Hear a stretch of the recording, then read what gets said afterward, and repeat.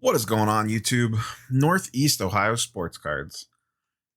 Here for what I think is an important topic that doesn't get talked about enough in the hobby. Slash collecting, slash investing, slash whatever world you want to live in.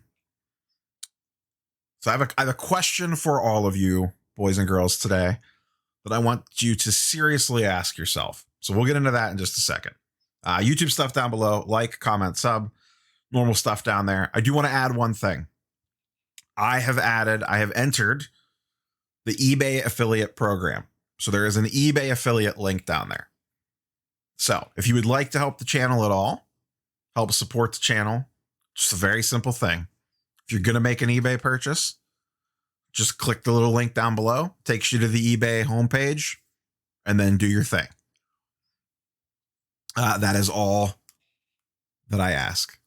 Check out the eBay link, the affiliate link down below. Just use that if you're going to make an eBay purchase. I get a very, very, very fraction of a percent. Not a fraction of a percent, but a very small percentage of any eBay purchase made through that. And let's be honest, we all complain about them, but that's where most of us buy our stuff. So if you're going to buy something on eBay, feel free to use the affiliate link down in the description of the video. With that being said, let's get into today's topic. I want every one of you, regardless, unless you're driving, but if you're just chilling, close your eyes for a second. And I want you to ask yourselves this question. If this whole cookie crumbled tomorrow, how would it affect you? If this whole thing fell apart, everything went back to 2018 prices when Luka Prism's base PSA 10s were $75, and you could get a hobby box for $200. What would happen to you? I've talked about this before in videos, like in live streams and stuff. I've mentioned it here and there, but I don't think I've ever done a pure standalone video about it. I am to the point now where I only use card money to buy cards. I made that transition about 6 months ago. I decided, I got to a point, I put my quote unquote initial investment in was probably a few $1,000s that I pulled out of a savings account and started buying and flipping cards with.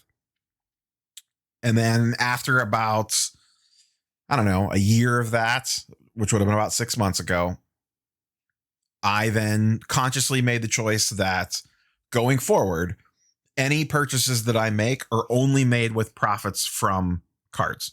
So if I want to buy a $500 card, I need to liquidate $500 in cards and stop pulling from, the nest egg, if you will, to just use a term. And it's probably one of the best decisions that I made just from a safety security standpoint. But maybe that's not for everyone. That's the way I like to play it. I tend to be, when it comes to financial stuff like that, I tend to probably lean more on the conservative side and take a little bit less risks. But obviously, if you're delving into the sports card market, you're already willing to take some risks. But I try to protect myself as much as possible in the sports card market. I wanted to run under the assumption, and I wanted to get to the point, and like I said, it took me about a year and a half to get to this point. I wanted to get to the point that if the whole house of cards collapsed, it really wouldn't affect my bottom line personally. And if you're not at that point yet, I challenge you to get to that point. And if you ask that question to yourself, what happens if this whole thing falls apart tomorrow? And you honestly answer the question. You look at yourself in the mirror and you legit answer the question. And it comes out that, man, might be in a little bit of trouble here. I got some credit card debt built up from this thing or whatever the case might be. I don't know your personal finances. I am not a personal finance advisor. This is just how I choose to live my life in the hobby. But I think it's good to kind of take a step back every once in a while and just ask these questions and have an honest look in the mirror. If this whole thing fell apart tomorrow, what would that do to you? If your answer is, uh-oh, then you need to start taking the steps to get away from uh-oh. Whatever uh-oh is. If you're at the point kind of where I am, where if it all fell apart tomorrow, you know, the checking account that the wife and I have to pay the bills, do this, do that, is completely on it. My normal day-to-day life would be completely unaffected financially. Maybe I'm stuck holding a bunch of cool cards that I took losses on that I overpaid for or whatever, but I used all card money to buy, or comic book money. This same thing would apply to any collectible market, really, whatever you're in. Comic books, cards, because I have both. If the whole thing went kaboom, I would be at a point where I'd be quote unquote stuck with stuff. And if it dropped to 90% in value, it would not affect being able to make the house payments, you know, the car payments, put food on the table, any of that. And my gut tells me is that most people are maybe not all the way to that point. They're probably somewhere in the middle. They probably straddle the middle. My concern is, and maybe it's just one of you out there, and maybe you've never left a comment on a video, never hit a like button, whatever. It doesn't matter. Maybe you're a new person that's never watched one of my videos before. But I guarantee there is at least one person watching this video that if they honestly look themselves in the mirror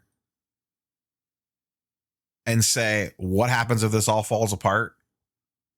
And they are truly answering that question. And the answer ends up being something along the lines of, uh-oh.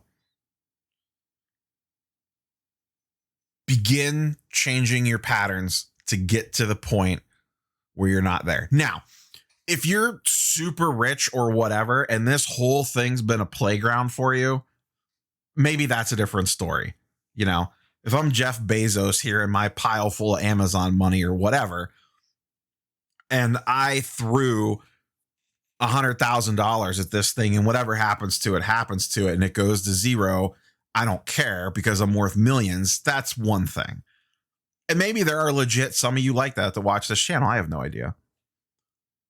I'm sure that there's probably at least one person out there that threw a ton of money into this thing and could care less if it goes to zero. It would not faze them in the least. My guess is most people are like me. Maybe I'm making a bad assumption here, but you're somewhere in the middle. Hey, this sports card thing sounds fun. I'm going to throw X number of dollars into it, whether it's hundreds, thousands, maybe tens of dollars, and see where it takes me. And maybe you started that way. And then if you're like me, it escalates. You know, I started off buying $10 and $15 cards, and then that turned into $50 and $100 cards. And then I remember the first time I bought a $300 card being a nervous wreck at getting mailed to me in the mail. And then I remember the first time I bought a $1,000 comic book thinking like, holy hell, I just spent $1,000 on a comic book, or $1,500 on a sports card, or $1,700 or $1,800 on it, whatever. You know, it escalates. Now, I'm lucky. Like I said, I've gotten to the point that hobby money is fueling these purchases. You know, I buy a $1,500 comic book. That does not come out of, you know, I always like to use the terms real money and fake money. It does not come out of the real money pile. It comes out of my fake money pile, which, yeah, sure, money's money. But to be able to purchase whatever it is that I'm buying, I have sold something along the way. And you got to make some tough choices. I'm not going to lie. I remember when I first decided to do this, there was something that I wanted. I think it was Juan Soto Topps flagship. And I really wanted them. They were around 250. They were like $200, I think. This was before he popped off, or right when he was popping off last year. And to be able to make that purchase, this was like mid last summer, I had to sell something. And the thing that made the most sense to sell in my mind was a Kevin Durant Topps Chrome rookie raw. Sold it for like $250. Now, it would not have graded well. It was off-centered and had a massive surface issue. So it wasn't like, you know, this was a PSA 9 candidate or anything like that. And I disclosed all that. The guy that bought it was super happy with it. He was super pleased. Now, obviously, if I held that, I could have sold it for a lot more. But I stuck to my guns and I said, I'm not buying those cards unless I sell something first. And that was hard because I could have easily went in and just transferred the money from my checking account and bought it. No problems. I had the money, no issue at all. But I set up these rules for myself and I wanted to follow them. And that has led me to the point now that if I answer that question legitimately, if this all falls apart tomorrow, I'm fine. I am perfectly fine. I have a bunch of cool cards sitting on my desk. I have some really nice looking comic books that I could display. And if they all went and lost 90% of their value, it would be perfectly fine. Would I be pissed about it? Sure, probably. Anyone would be. But I wouldn't have to go get a second job. And I worry about the people that have made poor decisions and are not being honest with their profit and losses in this. You know, when you buy a card, you need to factor everything in. It's not just the $300 for the job base 10 PSA Prism. It's $300 plus the $5 to ship it to you, plus the 6% sales tax. Then when you go to sell it, you got to factor in the 13% eBay fees or 3% PayPal goods and services or whatever service you're using to sell on. Someone's taking a cut of that. And if you're just going, oh, I bought it for $300 and I sold it for $400, you're not really doing yourself justice. You bought it for $300 plus shipping plus sales tax. You sold it for $400 minus 13% if you sold it on eBay. So you actually didn't make $100 on that. You probably made like, I don't know, 70, rough math. And same thing we're taking for losses on that.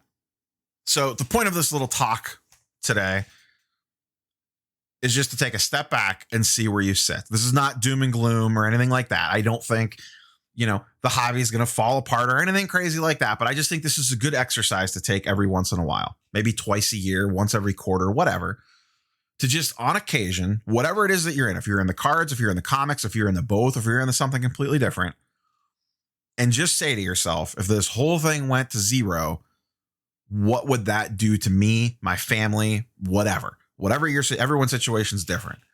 And once again, this is not me saying, oh my God, the market's going to go to zero tomorrow. You need to sell everything now and lock your profits in while you can. It's not that at all. I've mentioned this on numerous other videos or probably mostly live streams and probably mentioned it a few times on the side. Like when I talk about buying and selling, about trying to make it to get yourself profitable, get yourself in the black, not the red. The key to that is make sure that you're tracking everything. If you're not tracking everything, if you're just kind of fudging it, then you're not doing yourself justice. And the reason you're probably not is because you know you're probably losing money. But you need to be tracking everything so you know, what did I pay for it with fees, with shipping, with taxes? What did I sell it for with fees, with shipping, with taxes, whatever? And what was my actual true profit on it? And then before you go buy that next thing, sell something to go buy. Like I said, unless you're, you know, elite rich and you're in the, you know, this is just all fun money for you, which maybe, like I said, there's a certain percentage of people that are like that, but I think the vast majority lie somewhere in the middle. And I really worry about the people that go too deep and don't realize they're too deep until it's too late or almost too late. And they get themselves into trouble. You know, one of the worst things and one of the best things that ever happened to me was when I was 18, I got my first credit card. Cleveland Browns credit card, signed up for it at the game to get the free t-shirt. T-shirt was not free. I ended up paying thousands of dollars for that t-shirt and interest rates. Because you gave an 18-year-old a credit card. I was like, this is great. I buy all these magic boxes. No one cares. I just buy them and I just pay $20 on them and I'll figure it out later. And I got in a lot of credit card debt. Not a ton, but a decent amount. When I was 20, I probably had $5,000, $6,000, $7,000 in credit card debt, which, you know, now as I look at $1,000 Luca, doesn't sound like a lot, but imagine being a 20-year-old kid in college and having $6,000 in credit card debt, $7,000 in credit card debt hanging over your head. And it took me a long time to pay that off. It took me years to get that paid off.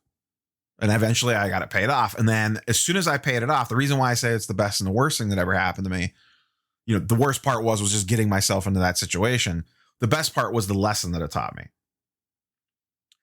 The day I paid that thing off, I swore to myself I would never carry a credit card balance again. And I was probably 24, 25 when I paid it. It took me about 4 or 5 years to pay that thing off. And I don't even want to think about how much in interest I spent on it. And it wasn't like I was buying like legitimate. I was legit buying boxes of Magic cards and other dumb stuff like that. But I made a promise to myself. I said, when I paid that thing off, I said, I am never, ever, ever carrying a credit card balance again. It is not going on a credit card unless I can afford it. Now, I've been lucky enough in my life to not have to get in that position. I understand stuff happens, and sometimes you got to do things to get by, whatever. I've been fortunate enough, and I've made at least semi-smart buying decisions to not get myself in that situation again. And I have not carried a credit card balance over from another month into the current month in close to 20 years now. I pay them off as soon as I get the statement. Car payments, house payments, student loans, that's a different story. I'm just strictly talking about a credit card that you're using in your day-to-day life to buy stupid stuff or gas or groceries or whatever. So the best part that came out of that was the lesson that I learned. And then I carried that lesson when I dove into this. I put the initial investment in, and then my goal was to pay that initial investment off. And then going forward, use the fun, have the hobby fund the hobby. You hear that all the time. So once again, sorry for the long-windedness of this and story time and all that nonsense, but I feel like this is something that's not talked about a lot. And I feel like it's something that should have a light shed on it every once in a while. So that's my challenge to you. Ask yourself that question. If this whole thing went to zero tomorrow, what would it do to you? And like I said, it's a little bit of an extreme example because it's not going to happen quite like that. If the whole thing falls apart, it's going to be slow. It's going to take time. And once again, it's never going to absolutely go to zero, unless we're fighting World War III or something crazy. But more than likely, the prices we saw last August are going to be the all-time highs for a while for most stuff. I think right now the market is finding itself in its new, if you're looking at the macro sense, last August was the massive spike like we talk about on the channel a lot. It spikes up and then there's a pullback and it levels out at the new floor. I feel like last August was the big spike up, and now we're in, then we had the big pullback, and now we're in the, I'm trying to find where my floor is. And I don't know that we found it yet. I think we found it on some stuff, and we're starting to find, the cyclical nature of the seasons and all that again, now that things are getting back to normal. But I really don't think we're going to know the entire health of the market until, I'm going to say, the start of next basketball season, like this coming October. We'll have a whole summer of the world being semi back to normal. What does a normal NBA offseason look like? What does the run up to football look like? What does the playoff race in baseball look like?